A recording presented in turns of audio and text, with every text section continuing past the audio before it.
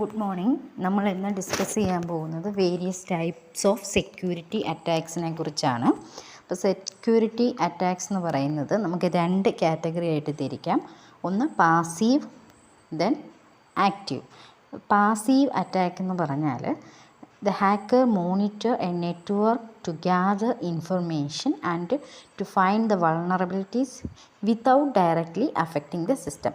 സിസ്റ്റത്തിനെ direct affect ചെയ്യാതെ data collect ചെയ്യുവാണ് ഈ പാസീവ് അറ്റാക്കിൽ സംഭവിക്കുക. അതുകൊണ്ട് തന്നെ it is difficult to detect because they are continuously monitoring and collecting data. അല്ലാതെ ഇതിൽ ഡേറ്റ ഓൾട്ടർ ചെയ്യാനോ ഒരു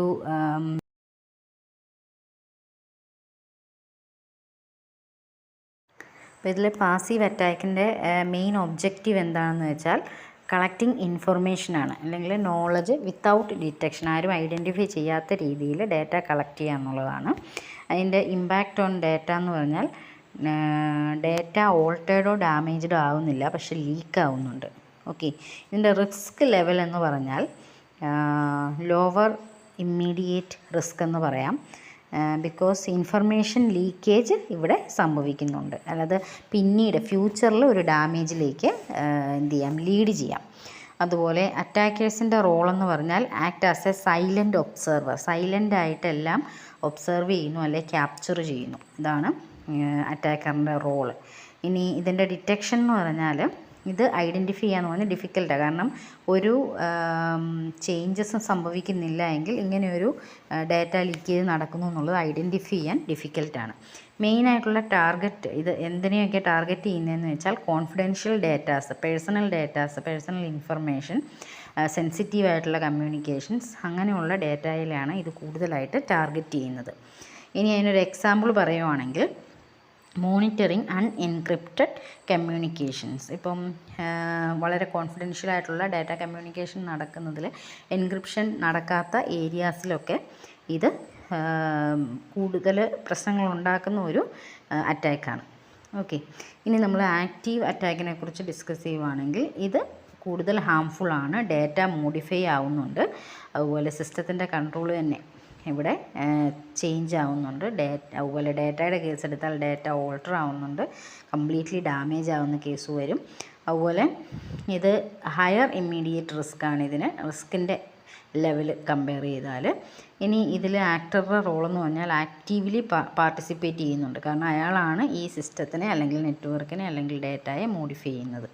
ഇനി ഇതിൻ്റെ ഡിറ്റക്ഷൻ എന്ന് പറഞ്ഞാൽ നമുക്ക് ഈസി ആയിട്ട് ഡിറ്റക്റ്റ് ചെയ്യാൻ സാധിക്കും, കാരണം ഇത് ആ അറ്റാക്കിംഗ് ടൈമിൽ തന്നെ എന്താവുന്നുണ്ട്, ഡേറ്റയും നെറ്റ്വർക്കും എല്ലാം ഓൾട്ടർ ആവുന്നുണ്ട്. ഇനി കോമൺ ടാർഗറ്റ് എന്ന് പറഞ്ഞാൽ മെയിൻ സെർവറുകൾ, ഡേറ്റാബേസുകൾ, ദെൻ ആപ്ലിക്കേഷൻസ്, ഇതെല്ലാം ഡയറക്റ്റായിട്ട് അറ്റാക്ക് ചെയ്യപ്പെടുന്നു.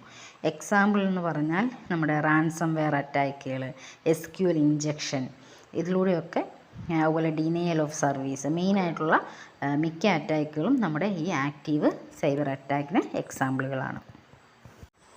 ഡിസ്ട്രോയ് ചെയ്യാനോ ഒന്നും ശ്രമിക്കുന്നില്ല, അതർവൈസ് ജസ്റ്റ് മോണിറ്ററിങ് ആണ് നടക്കുന്നത്.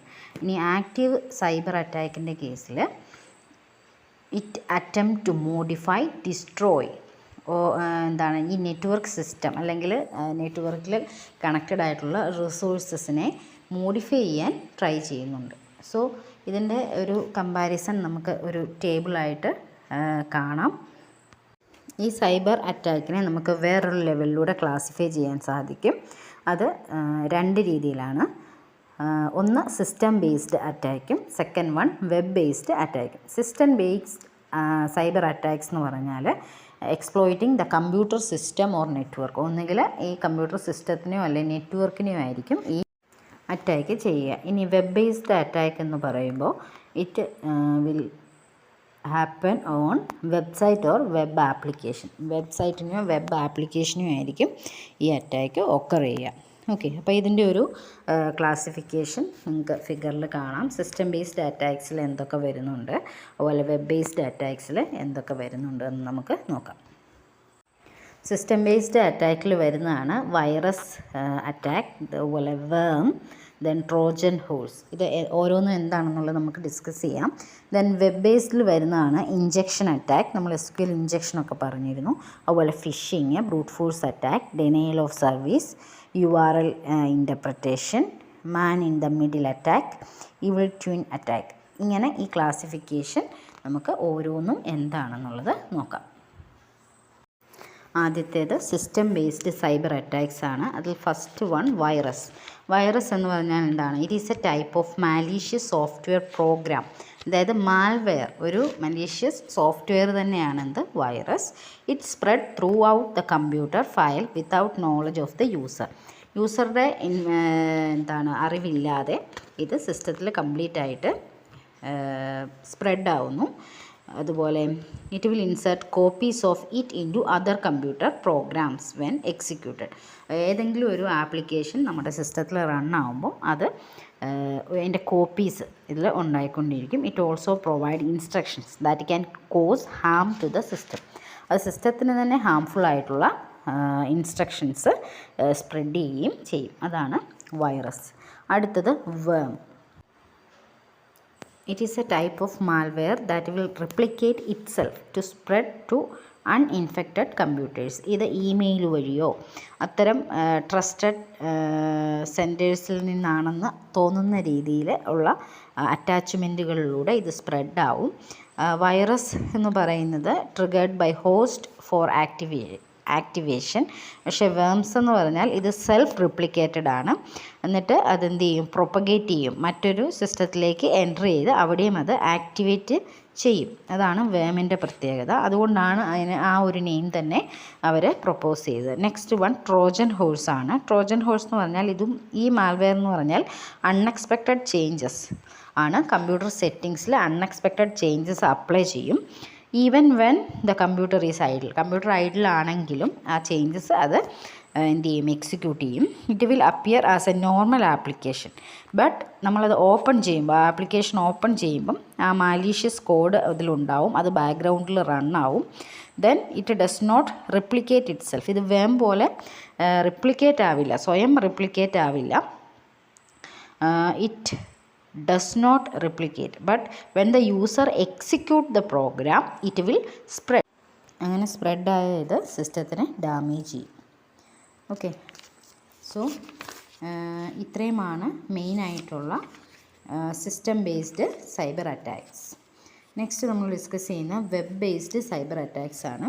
അത് ഫസ്റ്റ് വൺ ഇഞ്ചക്ഷൻ അറ്റാക്കാണ്.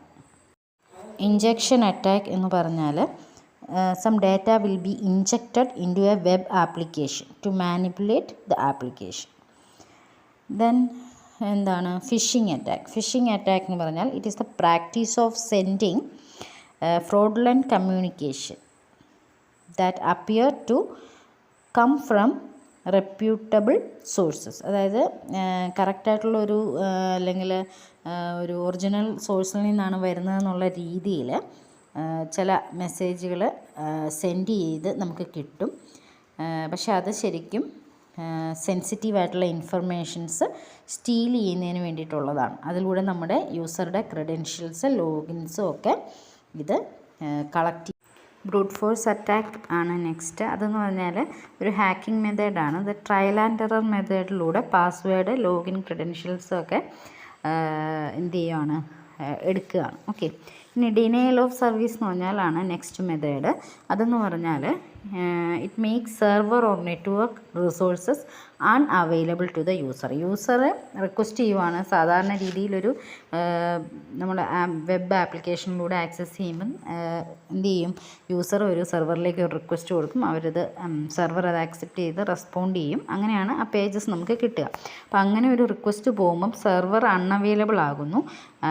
ദെൻ നമുക്ക് എന്ത് ചെയ്യുവാണ്? സെർവറിൽ നിന്നുള്ള സർവീസ് ഡിനൈ ചെയ്യുവാണ്. അപ്പം അങ്ങനെ വരുന്നതിന് വേണ്ടിയിട്ട് അറ്റാക്കർ എന്താ ചെയ്യുന്നതെന്ന് വെച്ചാൽ ആ ടാർഗറ്റിലൂടെ ഒരു ഫ്ലഡിങ് നടക്കുവാണ് അവിടെ. അതായത് റിക്വസ്റ്റുകളുടെ ഒരു ഫ്ലഡ്, ട്രാഫിക്ക് ഭയങ്കര കൂടുതലാക്കി കൊണ്ടുവന്നിട്ട് അവിടെ ഒരു ക്രാഷ് നടത്തുന്നു.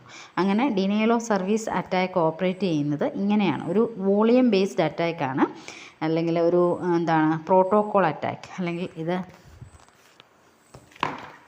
ഇതിൻ്റെ മെയിൻ എയിം എന്ന് പറഞ്ഞാൽ ക്രാഷ് ദ വെബ് സെർവറാണ്. അപ്പോൾ ഇത് ഒരു ആപ്ലിക്കേഷൻ ലെയർ അറ്റാക്ക് ആണെന്ന് നമുക്ക് പറയാം. Next one URL ഇൻ്റർപ്രിറ്റേഷനാണ്. ഇതിൽ ഓൾട്ടർ ചെയ്യാൻ ശ്രമിക്കുകയാണ് ആര്, അറ്റാക്കർ ഓൾട്ടർ ചെയ്യുകയാണ് അല്ലെ ഫാബ്രിക്കേറ്റ് ചെയ്യുകയാണ് എന്ത് URL അഡ്രസ്സ്. ദെൻ ആക്സസ്, ഇപ്പം ആ ഒരു പർട്ടിക്കുലർ പേഴ്സണലിൻ്റെ ടാർഗറ്റിനെയാണ്, അതിൻ്റെ ആക്സസിനെയാണ് ഇത് അറ്റാക്ക് ചെയ്യുന്നത്. Next one man in the middle attack. Man in the middle attack ആ നെയിമിൽ തന്നെ ക്ലിയർ ആണ്. Attackers secretly interpret and റിലൈസ് messages between two parties. രണ്ട് പേര് കമ്മ്യൂണിക്കേറ്റ് ചെയ്യുന്നതിനിടയിൽ ഒരു തേർഡ് പാർട്ടി വന്ന് അവരുടെ കമ്മ്യൂണിക്കേഷൻ ലീക്ക് ചെയ്യുകയാണ് ചെയ്യുന്നത്. ഇവിടെ they will make the sender and receiver believe that they are communicating directly with each other. അവർ തമ്മിൽ കമ്മ്യൂണിക്കേറ്റ് ചെയ്യുന്നു എന്നുള്ളൊരു ഫീലിംഗ് ഈ man in the middle provide ചെയ്യുന്നുണ്ട്. ഓക്കെ, അപ്പോൾ സെൻഡർ വിചാരിക്കുന്നത് കറക്റ്റായിട്ട് റിസീവറിൽ തന്നെയാണ് ഇത് എത്തുന്നത് മെസ്സേജ് എന്നുള്ളതാണ്. പക്ഷേ this attack is a type of eaves dropping. നമ്മൾ പണ്ട് കാലത്ത് ഫോണൊക്കെ യൂസ് ചെയ്യുമ്പം വേറൊരാളുടെ ടോക്ക് നമുക്ക് കേൾക്കാറുണ്ട് അല്ലേ, അതുപോലെ ശരിക്കും ഇതങ്ങനെയല്ല, ചോർത്തിയെടുക്കുവാണ്. ശരിക്കും രണ്ട് പേരുടെ ഇടയിൽ നിന്നുകൊണ്ട് അവരുടെ കമ്മ്യൂണിക്കേഷൻ ഈവ്സ് ഡ്രോപ്പ് ചെയ്യുവാണ് ഈ man in the middle perform ചെയ്യുന്നത്. മാൻ ഇൻ ദ മിഡിൽ അറ്റാക്കിൻ്റെ ഫിഗർ നിങ്ങൾക്ക് ഇവിടെ കാണാം. ഇതിലൂടെ നമുക്ക് അതിൻ്റെ വർക്കിംഗ് കൂടുതൽ ഡീറ്റെയിൽഡ് ആയിട്ട് മനസ്സിലാക്കാം. അടുത്തത് ഈവിൾ ട്വിൻ അറ്റാക്കാണ്. ഈവിൾ ട്വിൻ അറ്റാക്ക് എന്ന് പറഞ്ഞാൽ ഇതൊരു വൈഫൈ ഹാക്കിംഗ് ടൈപ്പ് അറ്റാക്കാണ്. ഇതിലെന്ന് പറഞ്ഞാൽ ഒരു വയർലെസ് ആക്സസ് പോയിൻറ്റിനെ അല്ലെങ്കിൽ ഒരു റിയൽ വണ്ണിനെ ഒരു ഫ്രോഡുലൻ്റ് ആക്സസ് പോയിൻ്റ് സെറ്റപ്പ് ചെയ്യുവാണ്. അതിൻ്റെ കോപ്പി പോലെ മിമിക്ക് ചെയ്തുകൊണ്ടുള്ള ഒരു ഫ്രോഡ് ആക്സസ് പോയിൻ്റ് ഇവർ ക്രിയേറ്റ് ചെയ്യും. എന്നിട്ട് ഈ അറ്റാക്കർ എന്ത് ചെയ്യും, it will mimic the characteristics, അതായത് even the service set identifier SSID, then access point, ഇങ്ങനെയുള്ള ക്യാരക്ടറിസ്റ്റിക്സ് എല്ലാം മിമിക് ചെയ്യുന്നു. യൂസർ എന്ത് ചെയ്യും, അറിയാതെ അൺനോയിങ്ലി എന്ത് ചെയ്യും, കണക്റ്റഡ് ടു ദ ഫേക്ക് നെറ്റ്വർക്കിലേക്ക് കണക്റ്റ് ആവും. വൺസ് ഇത് കണക്റ്റ് ആയിക്കഴിഞ്ഞാൽ ദേ വിൽ പേഴ്സണൽ ഇൻഫർമേഷൻസ് അതെല്ലാം അറ്റാക്ക് ചെയ്യും. ലോഗിൻ ക്രെഡൻഷ്യൽസ് ഇതെല്ലാം അറ്റാക്ക് ചെയ്യും. അപ്പോൾ ഇങ്ങനെയുള്ള പബ്ലിക് പ്ലേസുകളിലുള്ള ഓപ്പൺ വൈഫൈ കണക്ഷൻസൊക്കെ വളരെ കെയർഫുള്ളായിട്ട് വേണം നിങ്ങൾ ആക്സസ് ചെയ്യാൻ. ഓക്കെ, ഈ കഫേസ്, എയർപോർട്ട് അങ്ങനെയുള്ളിടത്തൊക്കെ ഇങ്ങനത്തെ എക്സ്പ്ലോയിറ്റേഷൻ വളരെ അല്ലെങ്കിൽ ഇത്തരം ഈവിൾ ട്വിൻ അറ്റാക്കുകൾ നടക്കുന്നുണ്ട്. അതിൻ്റെ ഫിഗർ നിങ്ങൾക്ക് കാണാം. ഫിഗറിൽ അതിൻ്റെ ഡീറ്റെയിൽസ്, കോഫി ഷോപ്പിൽ SSID ഫ്രീ വൈഫൈ പ്രൊവൈഡ് ചെയ്യുന്ന ഒരു എക്സാമ്പിൾ നിങ്ങൾക്ക് കാണാം. അപ്പം ഇത്രയുമാണ് നമ്മൾ ഡിസ്കസ് ചെയ്തത്. എന്തൊക്കെയാണ് ടൈപ്സ് ഓഫ് സെക്യൂരിറ്റി അറ്റാക്സ്, അത് passive, then active, then another classification system based and web based. System ബേസ്ഡിൽ വരുന്ന 3 അറ്റാക്സ്, ദെൻ വെബ് ബേസ്ഡിൽ വരുന്ന 7 അറ്റാക്സ്. ഇത്രയും നമ്മൾ ഡിസ്കസ് ചെയ്തു. നോട്ട് വായിക്കുക. ദെൻ എന്തെങ്കിലും ഡൗട്ട് ഉണ്ടെങ്കിൽ നെക്സ്റ്റ് ക്ലാസ്സിൽ ചോദിക്കുക. Okay, thank you.